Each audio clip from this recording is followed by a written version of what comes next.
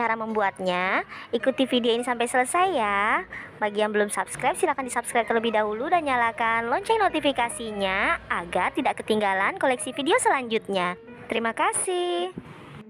Mula-mula kita panaskan air di dalam wajan. Kemudian kita akan lelehkan sebanyak 150 gram margarin, boleh dicampur dengan butter. Setelah meleleh, ini bisa kita dinginkan dan kita sisihkan terlebih dahulu. Selanjutnya kita siapkan loyangnya dulu. Ini saya gunakan loyang ukuran 20 x 20 cm. Saya juga gunakan sekatnya. Sebelumnya ini sudah dioles dengan margarin dan diberi tepung tipis-tipis. Sekatnya juga diberi margarin dan tepung ya.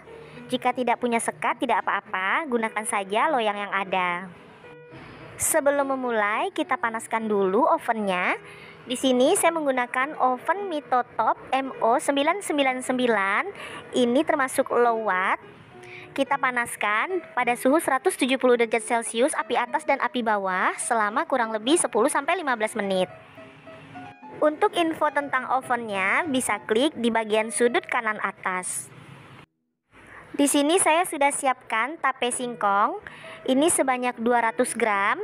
Kita tambahkan dengan 1 saset creamer kental manis. Ini dicampur dulu. Jika ingin tekstur yang lebih halus, bisa menggunakan blender saat mencampurkannya. Setelah tape singkong dan creamer kental manis tercampur rata, kita sisihkan terlebih dahulu. Siapkan wadah. Masukkan 4 butir telur utuh. Tambahkan 2 kuning telur. Kemudian 150 gram gula pasir dan 1 sendok teh SP. Boleh menggunakan ovalet atau TBM, silahkan pilih salah satu.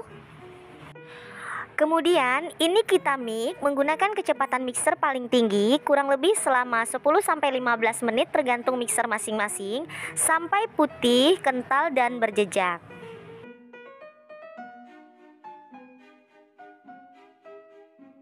Setelah putih, kental dan berjejak, matikan mixer.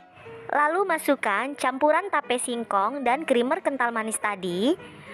Kemudian ini kita mix sekali lagi dengan kecepatan paling rendah kurang lebih selama 20 detik saja, asal tercampur dengan adonan. Setelah dirasa cukup, matikan mixer. Kemudian masukkan sebanyak 150 gram tepung terigu. Kemudian tambahkan sebanyak 15 gram atau 1 sendok makan tepung maizena. Tambahkan juga 1 saset susu bubuk. Tambahkan juga 1/4 sendok teh garam halus. Kemudian semua bahan ini kita ayak untuk memastikan tidak ada bahan yang bergumpal. Setelah itu kita mix dengan kecepatan paling rendah kurang lebih selama 30 detik saja. Cukup sampai adonan ini tercampur dengan rata. Jika ingin mencampurkannya langsung menggunakan spatula juga boleh. Nah, seperti ini sudah cukup. Kemudian tambahkan setengah sendok teh pasta vanila. Masukkan margarin yang telah kita cairkan tadi. Kemudian tambahkan 1 sendok teh pasta pandan. Ini lanjut diaduk menggunakan spatula.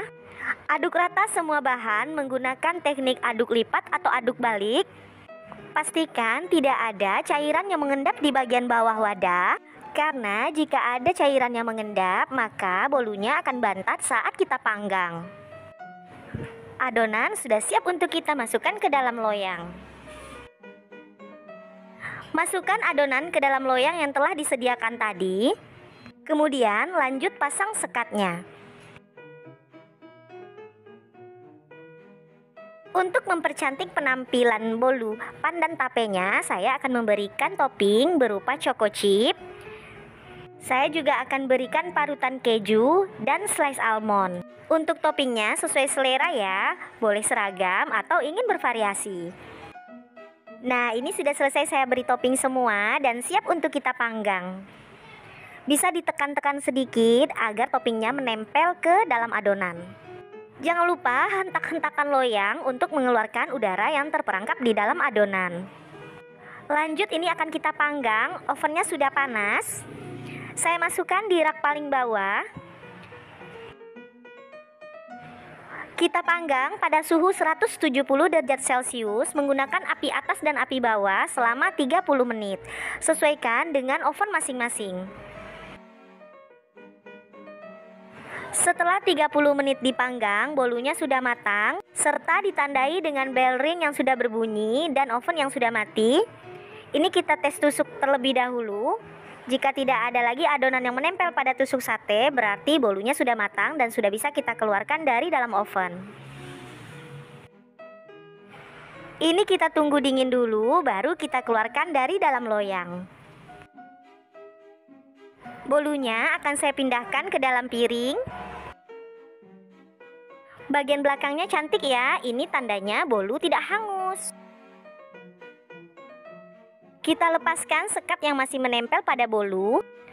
Lapisi jari dengan tisu saat menarik sekat, karena sekat ini masih panas. Nah, ini dia, bolu pandan tape panggangnya sudah jadi. Sudah bisa disajikan untuk keluarga. Ini nggak perlu dipotong lagi ya, karena sudah terpotong dengan sendirinya. Kita cek dulu tekstur dari bolu tape ini. Bentuknya cantik, tinggi, mengembang, bagian dalamnya juga halus, lembut. Ini tanda bolu mengembang dengan sempurna. Bismillah. Rasanya enak, manisnya pas, tapenya berasa, pandannya juga wangi. Ini enak, yang pasti nggak ngebosenin. Cocok dinikmati sambil santai sore, sambil minum teh atau kopi. Pokoknya ini enak, lembut, dan recommended banget. Oke, silakan dicoba di rumah ya. Semoga berhasil, semoga suka. Sampai jumpa di video selanjutnya dan wassalamualaikum.